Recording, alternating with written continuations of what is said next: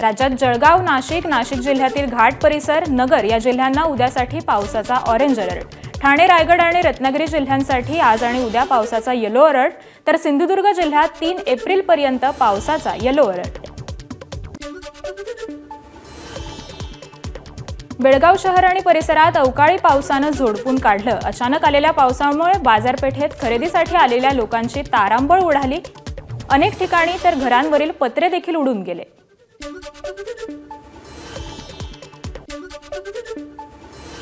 नाशिकच्या येवल्यात अचानक अवकाळी पावसाची हजेरी. पावसामुळे नागरिकांची उडाली तारांबळ. काढणीला आलेल्या पिकाचं नुकसान होण्याची दाट शक्यता.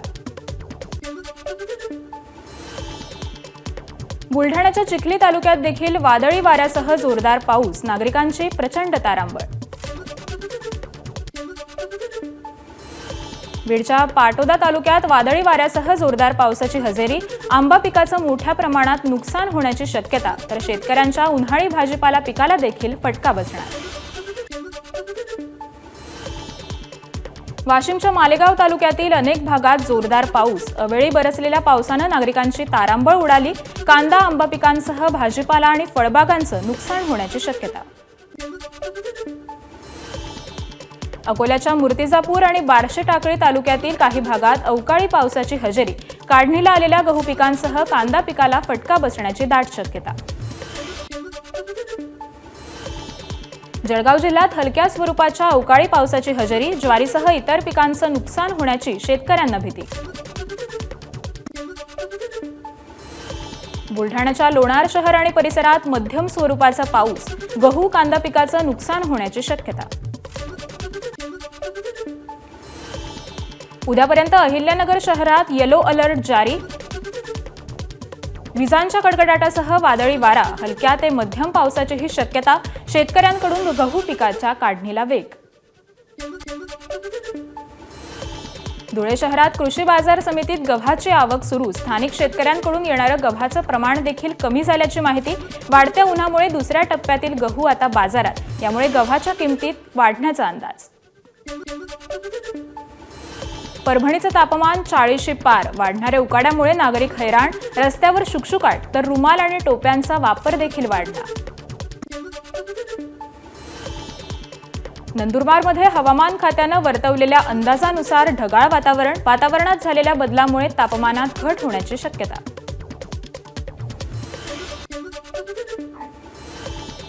यवतमाळ जिल्ह्यात पाणी टंचाईचा प्रश्न तीव्र. आराखडा 4 कोटी रुपयांवर पोहोचला. ग्रामीण भागात महिलांना दूरवरून पाणी आणावं लागणार. नागरिकांचे हाल सुरू. नंदुरबारमध्ये बदलत्या हवामानाचा लहान मुलांच्या आरोग्यावर परिणाम. सकाळी तापमानात 38 ते 30 अंशावर, तर रात्री वातावरणात गारठा. त्यामुळे लहान मुलांमध्ये सर्दी, खोकला आणि तापाचं प्रमाण वाढलं. पुण्यात 3 एप्रिलला संपूर्ण शहराचा पाणी पुरवठा राहणार बंद, तर 4 एप्रिलला कमी दाबानं पुरवठा होणार. पालिकेकडून नागरिकांना पाण्याची साठवणूक करा, जपून पाणी वापरा असं आवाहन. लाडकी बहीण योजनेमुळे सरकारच्या तिजोरीवर बोजा. मात्र शेतकरी कर्जबाजारी किंवा लाडकी बहीण यातील कोणतीही योजना बंद होणार नाही. क्रीडा मंत्री दत्तात्रय भरणे यांची प्रतिक्रिया. लाडक्या बहिणींबाबत सरकारचे गरज सरो वैद्य मोरो अशी धोरण. लाडक्या बहिणींना 2100 रुपये कधीच मिळू शकणार नाहीत, कारण अजितदादांसारखा खडसू मास्तर अर्थखात्याला भेटलाय. विनायक राऊतांची लाडकी बहीण योजनेवरून सरकारवर टीका. भंडाऱ्याच्या खैरीपट वाघाच्या हल्ल्यात शेतकऱ्याचा मृत्यू. काँग्रेस नेते नाना पटोलेंनी संबंधित कुटुंबियांची घेतली सांत्वनपर भेट. नरभक्षी वाघाचा तातडीनं बंदोबस्त लावा. नाना पटोलेंच्या जिल्हाधिकाऱ्यांना सूचना. रायगडमधील 2 विरोधक सुनील तटकरे आणि महेंद्र थोरवे खोपोलीमधील सावरोलीतील एका कार्यक्रमात एकसाथ. मात्र दोघांमध्ये दुरावा कायम.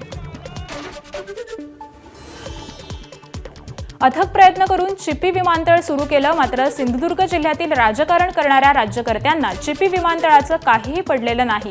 विनायक राऊत यांची राणे कुटुंबियांवर विमानसेवा सुरू नसल्यावरून टीका.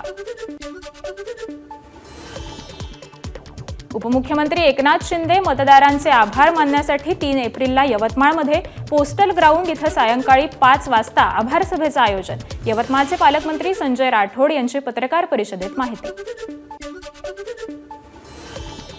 3 एप्रिलला अजित पवार बीड दौऱ्यावर, पालकमंत्री म्हणून बीड जिल्ह्यातील विकास कामं तसंच कायदा आणि सुव्यवस्थेचा आढावा घेणार. नुकतंच बीड जिल्हा कारागृहातील मारहाण प्रकरण चर्चेत असताना अजित पवारांची जिल्ह्यातील अधिकाऱ्यांसोबत बैठक महत्त्वाची ठरणार. संभाजी ब्रिगेड संघटनेकडून छत्रपती संभाजी महाराजांचा एकेरी उल्लेख केला जातोय. संभाजी ब्रिगेडनं ते धर्मरक्षक छत्रपती संभाजी महाराज ब्रिगेड असं नामकरण करावं किंवा संघटनेचं नाव बदलावं, अन्यथा राज्यभर आंदोलन करू, शिवधर्म फाउंडेशनचा इशारा. बुलढाण्याच्या चिखलीतील बुलढाणा जिल्हा केंद्रीय बँकेसमोर शेतकऱ्यांची घोषणाबाजी. 7/12 कोरा होत नाही तोपर्यंत कर्जमाफीचे पैसे भरणार नाही, शेतकऱ्यांची भूमिका. वर्धा जिल्हा मध्यवर्ती सहकारी बँकेकडे 78,61,000 रुपयांच्या जुन्या नोटा पडून नोटबंदी झाल्यानंतर 1,000 आणि 500 रुपयांच्या नोटा रिझर्व्ह बँकेकडे परत करण्याची प्रक्रिया जिल्हा सहकारी बँकेनं राबवली. मात्र रिझर्व्ह बँकेने या नोटा घेण्यास नकार दिला. नाशिक जिल्हा मध्यवर्ती सहकारी बँकेकडे जवळपास 21 कोटींच्या जुन्या नोटा पडून रिझर्व्ह बँकेने जिल्हा मध्यवर्ती बँकेचे पैसे स्वीकारले नाहीत. या रकमेचा बँकेला काहीच फायदा होत नसल्याने सर्वोच्च न्यायालयात दाद मागणार. राज्य सरकारने कर्जमाफी होणार नसल्याचं जाहीर केल्यानंतर नाशिकमध्ये कर्ज भरणाऱ्यांचा ओघ वाढला. जिल्हा बँकेचा दावा, मात्र कर्जमाफीची घोषणा न झाल्याने शेतकऱ्यांमध्ये नाराजी. होणारा नवरा पसंत नसल्यानं थेट हत्या करण्यासाठी 1.5 लाखांची सुपारी दिली. श्रीगोंदा तालुक्यातील धक्कादायक प्रकार. पोलिसांकडून 5 आरोपींना अटक, तर सुपारी देणारी मयुरी दांडगे अद्याप फरार.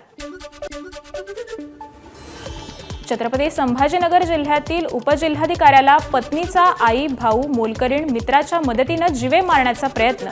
जादूटोणा, विषप्रयोग आणि जातीवाचक शिवीगाळही केल्याचा उपजिल्हाधिकारी देवेंद्र कटके यांचा आरोप. सातारा पोलीस स्टेशनमध्ये गुन्हा दाखल. भंडाऱ्याच्या गोबरवाही प्राथमिक आरोग्य केंद्रात विषारी साप आढळल्यानं खळबळ. रुग्णांमध्ये भीतीचं वातावरण. आरोग्य विभागानं याची गंभीरतेनं दखल घेऊन नागरिकांना चांगली आरोग्य सेवा पुरवावी, नागरिकांची मागणी. कोल्हापूरच्या शाहूवाडी तालुक्यातील शेतकऱ्यांना वन्य प्राण्यांची धास्ती. वन्य प्राणी करत असलेल्या पिकांचं नुकसान टाळण्यासाठी शेतकऱ्यांची रात्रभर गस्त. वडील आजारी असल्यानं रात्रभर शेतात गस्त घालणाऱ्या चिमुकल्याचा व्हिडिओ समोर. सुविधा न देणं पेट्रोल पंप चालकाला पडलं महागात. पुण्यातील एका पेट्रोल पंप चालकाला 60,000 रुपयांचा दंड. तरुणाच्या तक्रारीनंतर कंपनीनं केली कारवाई. जळगावात ट्रक चालकाकडून 50 रुपयांची लाच घेणं वाहतूक पोलिसाला पडलं महागात. व्हिडिओ व्हायरल होताच वाहतूक पोलिसांसह 2 अन्य कर्मचारी निलंबित. धुळे शहरातील साक्री रोडवरील सुमन हॉस्पिटल इथं गर्भपात केंद्र. पालिकेच्या पथकानं केली कारवाई. या ठिकाणी गर्भपात करणारी संबंधित महिला ही फक्त 9वी पास असल्याची धक्कादायक माहिती चौकशीतून समोर. पहिलीत शिकवणाऱ्या शाळेतील मुलाला पळवण्याचा अज्ञाताचा प्रयत्न. पुण्याच्या शिरूर तालुक्यातील पाबळमधील एका नामांकित शाळेतील धक्कादायक प्रकार. चालकानं शाळेची परवानगी घ्यावी असं म्हणताच अज्ञातानं पळ काढला, गुन्हा दाखल.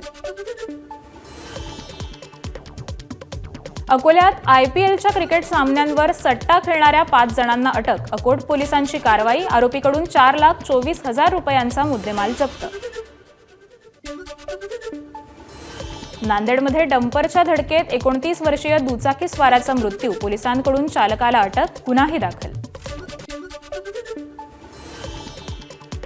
जळगावातील नशिराबाद उड्डाणपुलाजवळ दुचाकी डिवायडरला धडकली. अपघातात एकाचा जागीच मृत्यू तर 1 जण गंभीर जखमी. मुंबई नागपूर महामार्गावरील घटना. पुण्याच्या गोसावी वस्तीत 45,000 रुपयांची हातभट्टी, दारू जप्त. 1 जण पोलिसांच्या ताब्यात. वानवडी पोलिसांची कारवाई. धुळ्याच्या गोंदूर विमानतळ परिसरात झाडाझुडपांना भीषण आग. अग्निशमन दलाच्या तत्परतेमुळे मोठी दुर्घटना टळली. नागपूरच्या येनवेरामध्ये SBL एनर्जी प्लांटची PP5 इमारतीला आग. शॉर्ट सर्किट लागल्यामुळे आग लागल्याची माहिती. शिर्डीत देशाच्या संरक्षक व्यवस्थेसाठी लागणाऱ्या बॉम्ब शेल्सचं उत्पादन होणार. शिर्डी MIDC मध्ये डिफेन्स क्लस्टरच्या भूमिपूजन सोहळा संपन्न. पालकमंत्री राधाकृष्ण विखे पाटील, सुजय विखे आणि आमदार आशुतोष काळेंच्या हस्ते सोहळा संपन्न. परभणीत BS 6 मानांकांच्या 5 नवीन बसेस लोकार्पण. पालकमंत्री मेघना बोर्डीकर आणि शिवसेना नेते आनंद भरोसे यांच्या हस्ते लोकार्पण संपन्न. अलिबागच्या कुंडलिक खाडीत शिडाच्या होडींची स्पर्धा. 50हून अधिक होड्या स्पर्धेत सहभागी, तर शिडाच्या होड्यांच्या स्पर्धेचा थरार अनुभवायला हजारो नागरिक उपस्थित. पंढरपूर अशी ओळख असणाऱ्या नंदगावच्या पालखी सोहळ्यासाठी आमदार राजेश क्षीरसागर यांच्याकडून 70 किलो चांदीचा रथ अर्पण. कोल्हापुरातील दसरा चौकात रथाचा लोकार्पण सोहळा. चैत्र नवरोत्सवाच्या दुसऱ्या दिवशी नांदेडच्या माहूर गडावर भाविकांची गर्दी. सनई चौघड्यांच्या आवाजात गडावर छबिना मिरवणूक संपन्न. भंडाऱ्यात श्री झुलेलाल जयंतीनिमित्त बाईक रॅली आणि शोभायात्रा पार. पूज्य सिंधी समाज पंचायतीकडून शोभायात्रेचं आयोजन. सांस्कृतिक कार्यक्रम, आनंद मेळा आणि जागरणाचाही उत्साह. ABP माझा, उघडा डोळे बघा नीट.